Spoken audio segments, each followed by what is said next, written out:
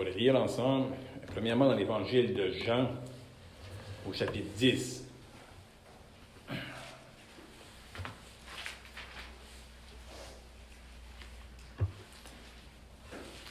Jean chapitre 10, nous allons lire le verset 11.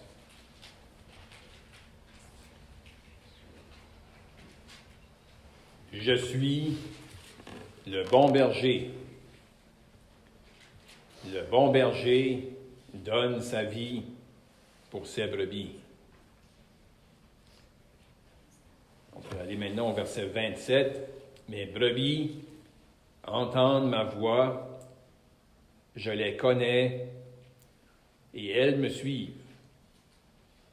Je leur donne la vie éternelle et elles ne périront jamais. Et personne ne les ravira de ma main.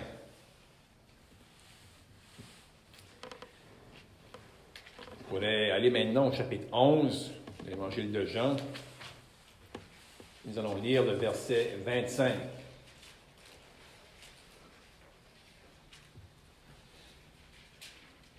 Jésus lui dit, « Je suis la résurrection et la vie. Celui qui croit en moi vivra, même s'il meurt. Et quiconque vit et croit en moi ne mourra jamais. » Maintenant, on pourrait aller dans le livre des psaumes. Nous allons lire le psaume 23.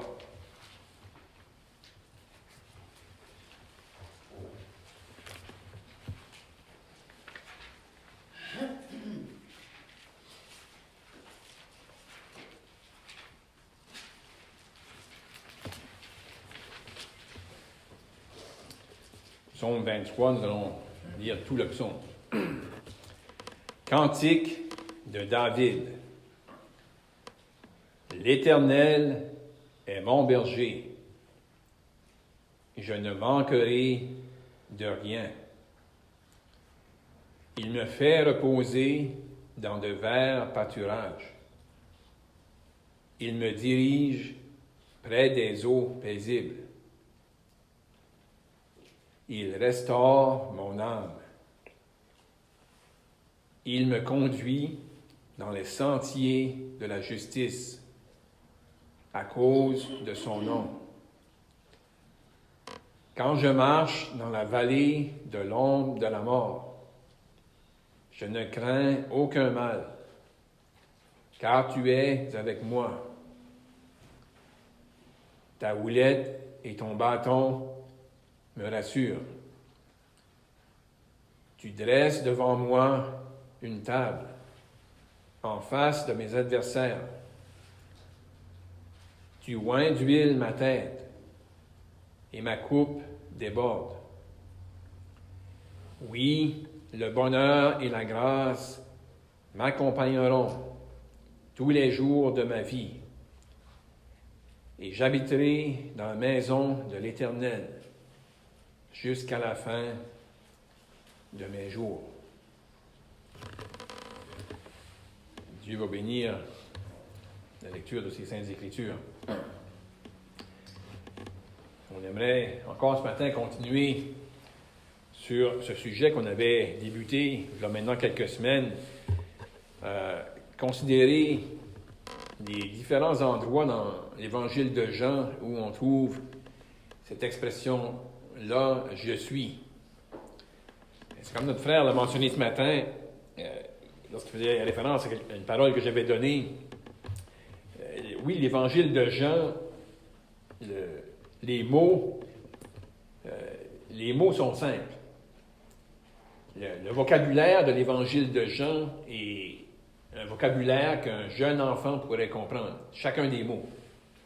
Mais c'est un évangile qui révèle des vérités profondes concernant le Seigneur Jésus.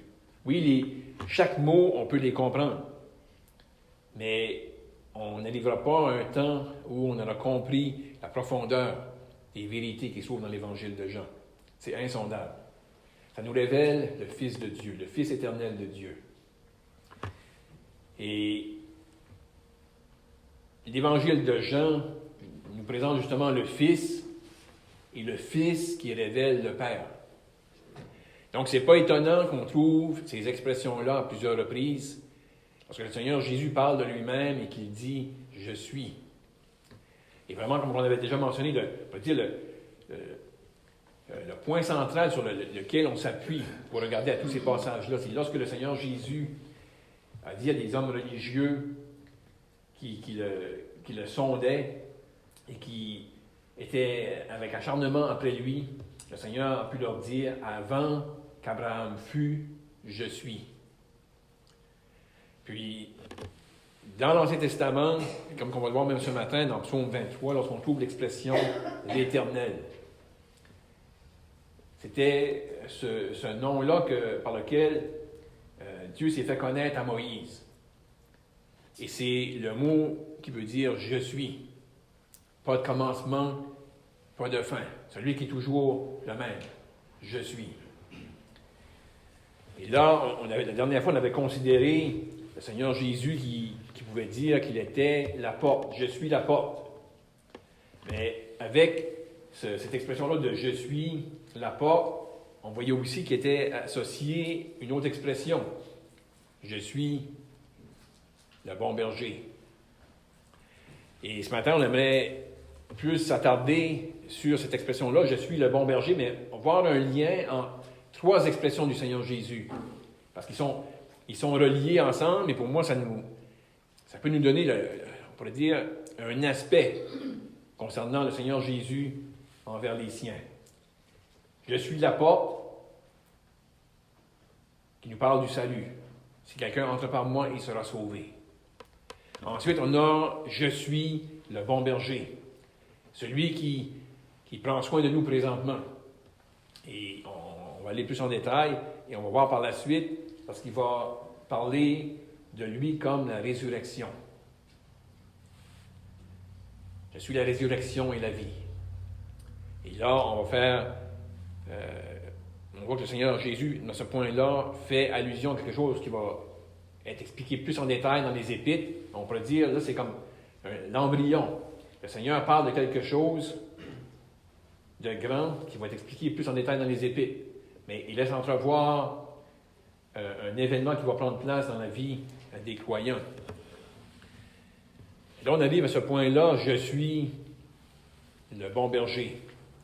Et possiblement, lorsque le Seigneur Jésus a prononcé ces paroles-là, pour ceux qui connaissaient l'Ancien Testament, et on sait que les psaumes étaient des chants, c'était chanté parmi les Israélites, et possiblement que c'est venu à la pensée de ceux qui ont entendu les paroles du Seigneur Jésus. Parce qu'il lui disait, « Je suis le bon berger ». Et le psaume 23 débute en disant « L'Éternel est mon berger ». Le Seigneur va ajouter le mot « bon » lorsqu'il va se définir.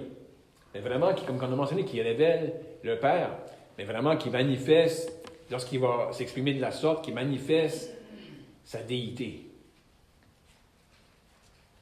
Parce que dans l'Ancien Testament, comme on l'avait déjà fait remarquer, à plusieurs reprises, on va trouver le mot « éternel »,« je suis », mais associé avec d'autres mots pour décrire son caractère, se révéler. Là, ici, on a le Seigneur Jésus qui s'avait manifesté parmi son peuple, qui avait parlé de lui comme la lumière du monde, qui avait parlé de lui comme la lumière du monde, qui avait parlé de lui comme la porte. Là, on voit ici comment le Seigneur Jésus, qui avait parlé de lui comme le pain de vie, celui qui allait rassasier, là, il va parler d'un autre aspect concernant sa personne, qui va aussi révéler quelque chose qu'il fait envers les siens. Il va dire « Je suis le bon berger ». Et comme j'ai mentionné, là, ça nous amène à ce qui était décrit dans le psaume 23 par David. Lorsqu'on lit « L'Éternel est mon berger ». Et vraiment, dans l'original, même le verbe « est » n'est pas inclus. Mais dans le français, on le met pour essayer de nous faire saisir le sens. Mais vraiment, ce serait « L'Éternel, mon berger ». Donc, David pense à l'Éternel et comment l'Éternel était pour lui son berger. On a quelque chose de Dieu qui est révélé dans l'Ancien Testament, mais là on voit dans le Nouveau Testament le Seigneur Jésus qui utilise la même expression. Je suis le bon berger. Donc si on regarde ce qui est écrit dans Psaume 23, on peut voir que c'est quelque chose que le Seigneur Jésus fait envers les siens. Lorsque David pensait à l'Éternel, puis avec cette signification-là de l'Éternel envers lui, l'Éternel, mon berger. Donc, David qui se met dans la position d'une brebis, l'Éternel, mon berger, je ne manquerai de rien. La brebis, elle était totalement dépendante du berger. C'est le berger qui s'occupait de nourrir la brebis. C'était le berger qui l'amenait dans les verts pâturages. C'était le berger qui allait défendre la brebis des dangers. Et là, on trouve cette expression-là, justement, il me fait reposer dans des verts pâturages. Ça, c'était l'Éternel. Et là, on trouve quelque chose de vraiment semblable lorsque le Seigneur Jésus dit, à propos de ses brebis, après qu'ils entrent par la porte, elles entreront, elles sortiront, et elles trouveront des pâturages. Ceux qui ont entendu l'appel du berger. Et ceux qui connaissent le Seigneur Jésus non seulement comme leur Sauveur, leur Seigneur, mais leur berger. Le gardien, comme c'est écrit ailleurs, le gardien de nos âmes.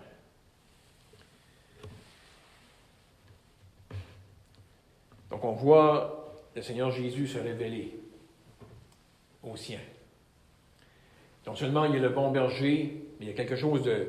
C'est comme que c'était mentionné même ce matin, dans la parole qui a été amenée, à propos de la gloire, puis comment même le Seigneur Jésus, ça l'a amené à la croix, il a donné sa vie, puis il y avait quelque chose qui manifestait la gloire de Dieu. Là. Et là, on voit le bon berger, le Seigneur Jésus qui dit « Je suis le bon berger ». Mais là, on a quelque chose qui est unique. Parce que dans Psaume 23, on a l'Éternel qui prend soin. Mais le Seigneur Jésus, non seulement il prend soin, mais ça nous dit le bon berger donne sa vie pour ses brebis. On n'a pas lu le passage, mais ailleurs, ce que ça mentionne, comment le Seigneur Jésus avait le pouvoir de nous donner sa vie, le pouvoir de la reprendre. Et vraiment, il est allé à la croix, il s'est donné volontairement. Et ensuite, comment il pouvait, après s'être révélé comme le bon berger, comment le Seigneur Jésus pouvait dire à ceux qui l'écoutaient et s'adresser à ses brebis. Les brebis entendent ma voix, je les connais et elles me suivent. Je leur donne la vie éternelle et elles ne périront jamais. Et personne ne pourra les ravir de ma main. Donc, non seulement le berger qui prend soin de la brebis, mais ces paroles-là sont des paroles de sécurité, des paroles d'assurance. Rien, puis comme notre frère a fait allusion ce matin, oui, le diable peut tenter, le diable pourrait nous faire trébucher, mais on ne peut jamais être enlevé de la main du Seigneur Jésus. On est en sécurité pour l'éternité. Une fois qu'on est entré par la porte, une fois qu'on a cru en lui, on s'est reposé sur lui, sur son œuvre, on est en sécurité. Et vraiment, on peut faire le lien avec, pour nous d'une mesure plus grande, mais on peut s'associer avec le psaume 23. que David pouvait écrire ces paroles, poussées par le Saint-Esprit. Comment il pouvait dire, non seulement il nous nourrit, il me fait reposer dans de verts pâturages, il me dirige près des eaux paisibles, mais on trouve l'expression « il restaure mon âme ». L'Éternel qui faisait ça. Mais le Seigneur Jésus fait la même chose avec nous. Nous restaure à lui. Parce que parfois, peut-être on peut s'éloigner. Le bon berger cherche à nous rapprocher de lui. Et de différentes manières, il va agir pour nous approcher de lui, puis vraiment, quand est-ce que ça prend place, c'est vraiment comme qui écrit ici. Il restaure mon âme. Où est-ce que ça avait éloigné, il nous ramène. Il nous ramène à lui. Mais là, il y a une autre vérité qu'on trouve ici. Puis vraiment, là, on va faire une application ou un parallèle lorsque David disait « Quand je marche dans la vallée de l'ombre de la mort, je ne crains aucun mal, car tu es avec moi. Ta houlette et ton bâton me rassurent. » Possiblement que David faisait même référence à des temps dans sa vie où il passait des temps difficiles puis des temps dangereux. Peut-être qu'il l'appliquait aussi lorsqu'elle est passée physiquement par la mort, mais du moins, on aimerait, nous, moi, le regarder ce matin, faire un lien avec le verset qu'on a lu lorsque le Seigneur Jésus disait, puis comme on a même fait allusion ce matin, lorsque Lazare était malade et que Lazare est mort, et que le Seigneur s'est adressé aux sœurs de Lazare, puis là, il s'est révélé. Ça allait être pour la gloire de Dieu, mais là, le Seigneur Jésus allait révéler quelque chose d'autre concernant sa personne. Lorsqu'il disait « Je suis la résurrection et la vie ». Eux, ils avaient une notion qu'il allait avoir une résurrection. Et là, le Seigneur Jésus, il accomplit quelque chose dans cette journée-là pour eux, mais il allait faire là référence à quelque chose qui allait venir plus tard. Parce que le Seigneur Jésus a dit « Je suis la résurrection et la vie ». Celui, je vais aller voir pour le citer correctement,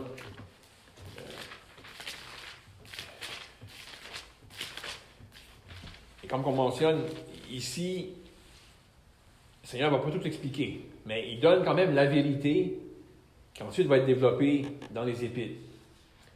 Lorsque le Seigneur dit « Celui qui croit en moi vivra, même s'il meurt. Et quiconque vit et croit en moi ne mourra jamais. » Donc il semble avoir deux choses. Celui qui croit en moi vivra, même s'il meurt. Donc la mort ne sera pas la fin. Il va vivre. Celui qui croit en moi, et quiconque vit et croit en moi ne mourra jamais. Et le Seigneur a prononcé ces paroles-là après avoir dit « Je suis la résurrection et la vie ». Ici, le Seigneur Jésus fait référence à un jour futur, comme on a mentionné, lorsque le Seigneur dit « Je suis la porte », ça nous pointe au salut. En particulier. Lorsque le Seigneur Jésus dit « Je suis le bon berger », on peut penser au temps présent qui a commencé à partir du salut jusqu'au moment où le Seigneur va revenir pour nous prendre. Un temps où le Seigneur Jésus agit envers nous comme le bon berger. Il prend soin de nous dans toutes nos situations. Il n'y a pas de situation qu'on ne peut pas venir à lui. Il est près de nous et il prend soin de nous. Là, le Seigneur Jésus donne une parole d'encouragement lorsqu'il dit « Je suis la résurrection et la vie ». Et là, il pointe à un moment où il va revenir pour les siens. Où il y en a qui, quand ça va prendre place, ils auront déjà passé par la mort. Les gens qui ont cru en lui, le Seigneur dit, ils vont vivre. Même s'il meurt. Il vivra même s'il meurt. Et quiconque vit et croit en moi ne mourra jamais. Il y a des gens, ça nous pointe justement au retour du Seigneur pour les siens. Parce que le Seigneur Jésus va revenir, les morts en Christ. Ceux qui ont cru en lui, mais qui ont passé par la mort, ils vont revenir à la vie. Parce que celui qui vient de prononcer ces paroles-là, comme on l'a mentionné, celui qui, par ces paroles-là, manifeste d'une manière claire sa déité. Je suis la résurrection et la vie. Il va venir ce jour-là où celui qui présentement est rejeté, celui qui est méprisé par le monde, celui qui n'est pas reconnu par le monde, pour qui il est réellement. Mais nous, par la grâce de Dieu, on sait qui il est. Le Fils éternel de Dieu. Et il va venir ce moment-là où le Seigneur va revenir pour les siens. Et ici, justement dans l'Évangile de Jean, le Seigneur, après avoir dit ces paroles-là, encore là, comme d'une manière simple, d'une manière, on pourrait dire, petite, il va faire une action qui va démontrer à ceux qui étaient présents qu'est-ce qui va venir dans le futur. Il y avait des gens qui étaient incrédules. Mais le Seigneur Jésus avait même fait allusion comment il allait venir un temps où tous ceux qui allaient être dans les sépulcres allaient entendre sa voix. Il y en avait qui allaient entendre sa voix avant d'aller dans les sépulcres, qui allaient croire en lui. Il y en avait qui allaient mourir incrédules, mais qu'il allait venir un jour où tous ceux qui allaient être dans les sépulcres allaient entendre sa voix. Là, ici, dans Jean 11, il pointe au retour du Seigneur pour les siens. Où là, ceux qui ont cru en lui allaient revenir à la vie. Puis, ici, il va démontrer, par la résurrection de Lazare, qu'est-ce qui va venir dans un jour futur, d'une manière plus grande. Ce jour-là, le Seigneur Jésus a nommé un nom, Lazare. Et à son appel, Lazare est revenu à la vie. Ce qui avait été dit ici à Marthe, celui qui croit en moi vivra même s'il meurt. Et là, il venait de démontrer. Lazare avait cru en lui, était mort, le Seigneur le rappelle. Bien entendu, on sait que Lazare est retourné dans la tombe. Il va venir ce jour où Lazare et d'autres, tous ceux qui ont cru en lui, vont revenir à la vie pour jamais plus mourir. Parce qu'ils ont cru dans celui qui est la résurrection et la vie. Et il va y avoir des gens qui vont être là dans ce jour-là où ça dit « Et quiconque vit et croit en moi ne mourra jamais ». Il y en a qui ne vont jamais connaître la mort. Mais les deux, ceux qui n'ont jamais connu la mort, comme ceux qui sont morts, vont encore là connaître la puissance du Fils de Dieu. Parce que ceux qui sont vivants vont être changés. C'est un corps qui ne pourra jamais mourir. Un corps incorruptible. Puis les morts en Christ vont revenir à la vie eux aussi. Tous ceux-là qui ont cru au Fils éternel de Dieu. Donc celui en qui on a cru, celui qui prend soin de nous, et si on doit passer à travers la mort, On peut, comme David, dire « Je ne crains aucun mal ». Parce qu'on sait qu'on est en sécurité. On sait par la grâce de Dieu en qui on a cru. Et on est assuré qu'au temps fixé par Dieu, le Seigneur Jésus va revenir. Et avec puissance, il va appeler à lui tous ceux qui ont cru en lui. Dieu bénisse sa parole. Père Céleste, au nom du Seigneur Jésus-Christ, nous voulons maintenant terminer par la prière et on veut te remercier encore pour ta parole sûre et ta parole qui nous révèle ton Fils. Et Père, on te remercie pour ces vérités que, par ta grâce, nous ont été révélées. Et on veut te prier, Père, qu'on pourrait toujours avoir nos regards sur lui. Celui, Père, qui nous a délivrés de nos péchés. Celui qui a fait de nous des enfants de Dieu. Celui qui prend soin de nous. Et certainement celui qui a hâte à ce jour où il va revenir chercher tous ceux qui ont acheté un grand prix. Donc, Père Céleste, on te prie jusqu'à ce moment pour être gardé, pour être préservé. On te prie au nom du Seigneur Jésus-Christ. Amen.